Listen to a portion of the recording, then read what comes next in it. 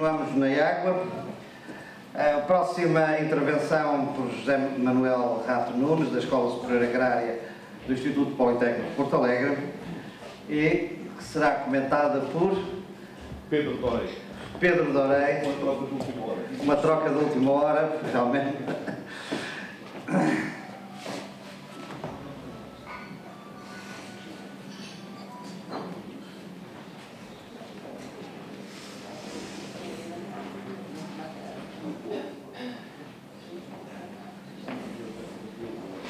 Aqui o micro.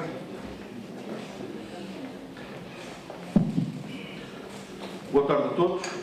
Começo por cumprimentar o Sr. Ministro e não posso deixar de perder 10 segundos para lhe agradecer vivamente a sua presença e o facto de, em 20 anos que estou no ensino superior agrícola como professor, ser, que eu me lembro, a primeira vez que temos um Ministro que nos tutela a assistir a um fórum deste género. Muito obrigado. Isso demonstra a sua preocupação e a sua atenção por este assunto, o que muito nos apraz registrar. É para fazer mais trabalho. E vamos, com a sua força, conseguir certamente. Ao professor Eduardo Beira, ao professor Justino, todos os colegas que estão aqui presentes. O tema que vos decidi apresentar é um tema caro para a Escola Superior Agrária de Elvas. Temos vários projetos na área do uso sustentável da água.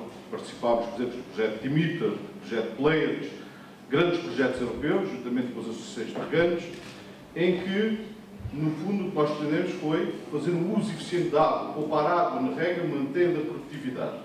Eu vou-vos trazer aqui um aspecto ligeiramente diferente do uso sustentável da água, que é, há muitos projetos, muita investigação naquilo que toca a estudar rotações de rega, intervalos entre regas, regar de forma mais eficiente. Não há muitos estudos, sobretudo em clima mediterrâneo, sobre as consequências do regadío. E se calhar começar esta apresentação com uma frase do saudoso professor Calhas dos Santos, que foi meu mestre, mestre de muitos dos agrónomos que estão nesta sala, que dizia que o regadio era a arte de enriquecer os pais e empobrecer os filhos. Nós não queremos que isso seja assim. Então, urge fazer alguns estudos e ter alguns projetos nesta área que, de facto, invertam essa situação. Em primeiro lugar, regadio pode ser um problema ambiental? Pode, de facto, mas porquê é que temos que regar? Bem, com a quantidade de colegas que tenho aqui, isto é quase que um insulto mostrar-vos esta informação porque é conhecida de todos. Ou seja, nós temos o clima mediterrâneo, em que chove de inverno, quando as plantas não têm temperatura nem a luminosidade para crescer com o seu máximo potencial, e não temos água de verão. A única forma de juntar o potencial de luz e calor que se registra no nosso verão com a existência de água para que haja um crescimento maior, sem dúvida nenhuma que é através do regadio. E, tudo bem, sabemos isso, e isto é importante, reparem que 18% da superfície mundial estão em regadio, mas estes 18% correspondem a 35% da produção agrícola mundial. Em Portugal estão 15, 16, 17%, 14%, depende dos autores, há aqui algumas divergências. Mas isso corresponde a mais de 40% da produção agrícola nacional. Portanto, temos que regar se quisermos atingir os patamares de produtividade que nos são necessários. E são necessários porquê? O doutor Nuno Canada disse-nos isso na sua intervenção inicial. São necessários porque hoje somos 7 mil milhões, mas em 2050 são 9 mil milhões. E temos que aumentar a produção em 60% a 70% para que se atinjam os 3.070 calorias por pessoa em 2050. Não se pode aumentar a área de produção, porque essa está perfeitamente esgotada, quer dizer, só se inventarmos outro planeta que possamos alugar e por lá produzir, então a solução é regar e aumentar a produtividade daquilo que já temos. E então, com esta introdução, com esta panóplia, nós desenvolvemos um projeto, e reparem que isto não é um assunto vão, a gente às vezes está a pensar, isso é uma coisa, pacto de regadio, mas que impacto pode ter? Muito simples. Lembra-se onde é que a agricultura nasceu? Em grande parte. Nasceu em vários pontos, hoje sabe-se, mas grande parte da agricultura nasceu no crescente fértil, no delta do rio Tigre e Eufrates. Área altamente produtiva. Hoje em dia é deserto. Sobre irrigação com água de má qualidade. Portanto, isto é um problema que a gente pensa que não nos diz respeito. Diz, sobretudo quando nós estamos a aumentar e bem a nossa área de regadio. O nosso objetivo do projeto que desenvolvemos foi estudar um perímetro de rega que nos é vizinho a elas, que é o perímetro de rega de Caio, vários parâmetros, e com base nesses parâmetros e com a utilização de sistemas de informação geográfica, fazer mapas que esta metodologia pode ser extensível aqui ao roxo, pode ser extensível aqui à zona do Alqueva, a todas as zonas. Estabelecer mapas de vulnerabilidade ao regadio. O que é que pretendemos? E eu estou a falar de uma forma muito rápida e muito sucinta para dar a palavra ao engenheiro Pedro Dorei, que está aqui ao meu lado, e que vos irá falar da importância do regadio para os agricultores. Bem, qual é que é o objetivo disto? Sabermos quais são as zonas mais vulneráveis e sabermos que nas zonas mais vulneráveis temos que optar por culturas que consumam menos água ou até deixarem sequeiro, e há zonas onde se pode regar sem qualquer problema. Mas as zonas não são todas iguais. Então, neste estudo, o que nós fizemos foi, primeiro, pegar na classificação de solos, pegámos numa zona de 12.500 hectares, fizemos 10 amostras em cada 11 hectares, fizeram uma amostra compósita, analisámos 1.417 amostras.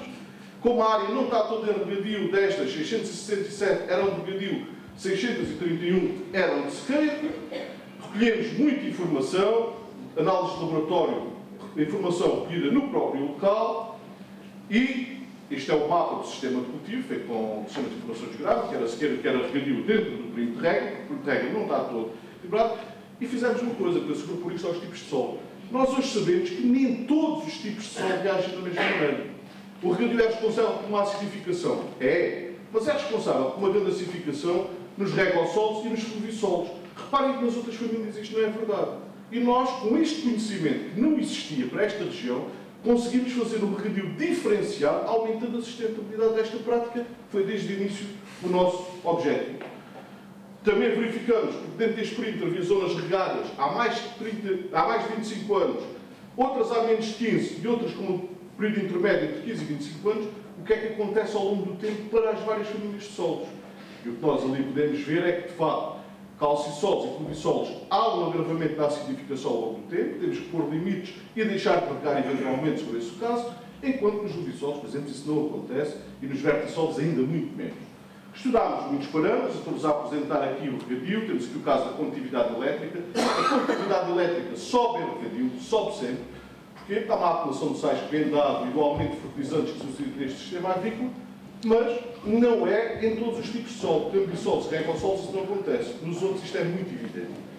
Eu vou passar um bocadinho por cima de vários resultados, vejo o que acontece na matéria orgânica, há um decréscimo da matéria orgânica, há um aumento do risco de erosão. Também não é verdade que seja em todos os solos, há solos que são mais afetados do que outros. Bem, Como é que a matéria orgânica é medida? a matéria orgânica é medida numa amostra de solo. Damos uma amostra de solo e, no fundo, sujeitamos essa amostra a uma mistura de dicromato de potássio. O dicromato de potássio, temos uma quantidade conhecida de dicromato de potássio que vai reagir com a matéria orgânica do solo.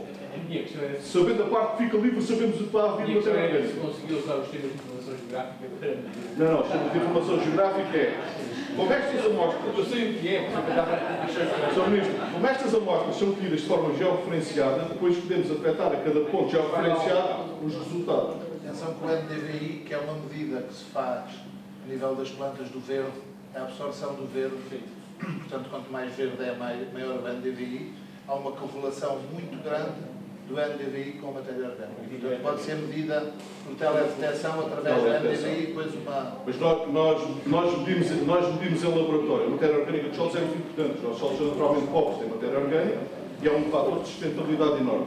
E o que nós podemos ver ali é que, por exemplo, a matéria orgânica, de facto, reduz em todos os tipos de solo, de forma mais acentuada em termos. Mas, isto já estamos a ver a porcentagem de sódio de troca, mas o nosso objetivo deste projeto foi chegar a uma coisa deste género, que queremos alargar esta metodologia a outras zonas do país. Ou seja, vendo quais são os fatores que implicam alta vulnerabilidade, estabelecer um mapa para cada uma das regiões de regadio, neste caso até não se vê muito bem, o que se escolheu em termos de tramas não foi o ideal, portanto tem alguma dificuldade em ver-se, mas ver o que são zonas muito suscetíveis ao regadio, à vulnerabilidade do regadio, zonas menos suscetíveis, e com isso agir de forma diferenciada. Objetivo final, que nós tínhamos regadio hoje e que o tínhamos ao longo de muitos anos. Não tínhamos problemas de sustentabilidade e produtividade devido à prática do regadio. E agora passo a palavra ao professor Pedro, ao engenheiro Pedro Dorei. Tentei ser o mais rápido possível, não sei se consegui. 9 minutos. Agradecer em primeiro lugar a organização, o convite que me foi feito, cumprimentar o Sr. Ministro e dizer que quem devia aqui estar era a engenheira Gabriela Cruz, que teve um pequeno acidente e, portanto, não pôde estar presente e pediu-me a mim para vir substituir. Eu, no fundo, venho aqui um bocadinho dar testemunho em termos de agricultor e de empresário agrícola da importância que o regadio tem em termos de empresa agrícola. E eu costumo sempre dizer que a possibilidade de regar é a diferença entre ter ou não ter alternativa, não é? Porque nós em sequeiro, eu tenho, no meu caso, uma exploração de sequeiro, com cerca de 1000 hectares, dos quais 700 são arrendados, 600 são arrendados e 400 são próprios, e não temos grande alternativa no sequeiro. É produção animal, nas zonas melhores, alguns cereais de sequeiro que fazem, no fundo, ter alguma variação de produção e, portanto, ter alguma segurança interanual. E, portanto, a possibilidade de regar gera melhores rendimentos, porque tem mais alternativas, tem um impacto ambiental importante, porque permite rotação de culturas e, portanto, em termos de solo, recurso de solo é importante. E daquilo que o professor José Manuel estava a dizer, eu julgo que é importante esse estudo, não é? Mas tendo algum cuidado em termos de rotação, em termos de, se calhar, alguma incorporação de matéria orgânica naqueles solos que são mais pobres. E com a rotação de culturas para garantir a estrutura do solo, eu julgo que se combate muito dessa vulnerabilidade dos solos, embora seja importantíssimo perceber o impacto da atividade agrícola. Além disso, o regadio gera postos de trabalho, que economicamente e em termos sociais é importante para fixar populações nas zonas rurais. Depois, queria também explicar um bocadinho que a adesão ao regadio, como se tem visto, principalmente na zona de Valqueva, tem sido enorme, o que mostra bem o interesse dos agricultores por ter alternativas e a importância em termos de viabilização da atividade agrícola e a sustentabilidade do mesmo. A diversificação dá-se quer em termos de culturas permanentes, como a vinha, o olival, frutos secos, algumas frutícolas, quer em termos de culturas anuais, como o milho, os trigos moles melhoradores, o trigo rijo, a cevada, que é um excelente exemplo de como é que se pode desenvolver em termos de regadio alguns cereais com utilização nacional, o girassol, as leguminosas e outras. E também o regadio é importante, e no nosso caso foi muito importante, em explorações mistas, que é a grande maioria das explorações do sul do país, que são explorações como a minha, em que nós temos esses cerca de 1000 hectares, como eu disse, de sequeiro, solos muito pobres, e que conseguimos quase duplicar o encabeçamento ao conseguir fazer uma barragem em uma pequena área de regadio de 30 hectares. Essa área de regadio garante a produção alimentar para os animais durante a época em que não há pastagem, em que a pastagem é muito pouca, e, portanto, mas permite-nos aumentar os encabeçamentos porque conseguimos produzir alimentação extra para os animais. Concretamente, a adesão à medida do uso eficiente da água foi muito grande, esgotou no primeiro ano, como todos nós sabemos.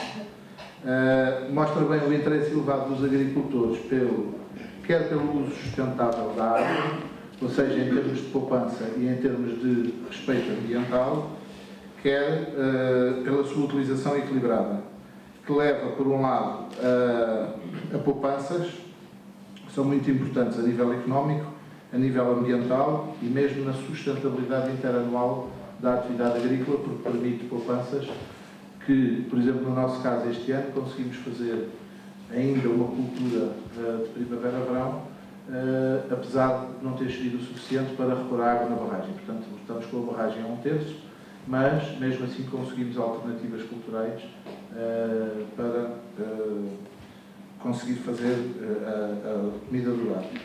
Além da poupança de água, leva a uma rega mais oportuna, isto é, no momento e na quantidade certa, o que permite produtos de maior qualidade para uma indústria e consumidores cada vez mais exigentes. Como dizia um dos membros da direção da APISES, o regadio permite uma agricultura mais competitiva e mais virada para o mercado, e que é importantíssimo em termos destas zonas, nota-se bem aqui na zona do Alqueva. Depois, esta medida do uso eficiente da água tem várias obrigações que devem ser cumpridas por parte do agricultor.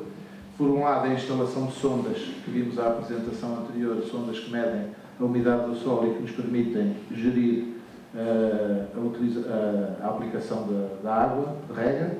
Eu posso dizer que, no nosso caso, no primeiro ano, em relação aos 5 anos anteriores de regadio, nós fizemos menos 8 ou 9 regas no total, portanto conseguimos poupar cerca de, foram entre 4% e 6% de poupança de água, o que se calhar nos permitiu fazer esta cultura, porque este ano foi um ano fraco de água. Obriga também à instalação de um contador de consumo de água, um por cada ponto de bombagem, e portanto para saber exatamente a água que foi consumida. Para além disso, implica, nos 5 anos de contrato da medida, um contrato de assistência técnica, que foi no fundo a apresentação anterior, o testemunho eu não me lembro do nome da empresa, desculpe lá. Da TerraPro, exatamente. É no fundo um contrato com uma empresa como a TerraPro, que nos permite, por um lado, o agricultor aprender a funcionar com aquelas tecnologias e com aquelas ferramentas, e por outro lado, saber processar a informação e de que maneira é que essa informação vai influenciar nas regras. Para concluir, eu julgo que estou mais ou menos dentro do tempo, não é? Portanto, num cenário em que temos as alterações climáticas e em que se tem vindo a registrar uma tendência de menor precipitação em Portugal, nós agricultores precisamos de ferramentas e tecnologias para continuar o nosso caminho de aumento e poupança do uso e eficiência da água. E não tendo nem vocação nem espaço para encontrar todas estas ferramentas, precisamos que se faça a investigação e que a investigação seja direcionada para este tipo de ferramentas que nos são muito úteis em termos de regadio, e que essa investigação seja, que é cada vez mais importante, e eu faço parte da direção da ANPOC, e nós na ANPOC temos vários projetos a decorrer com o INEAV de Elvas, e que tem sido muito isto de conseguir que a investigação trabalhe em prol dos agricultores, e os agricultores pedirem à investigação o que é que querem. Agora, importante era isto, eram estas variedades, eram variedades mais resistentes à ferrugem, eram variedades mais adaptadas ao sequeiro, que garantam uma melhor adaptabilidade ao stress hídrico, e isso tudo. Portanto, parece-nos que é muito importante esta ligação entre a produção e a investigação. Muito obrigado.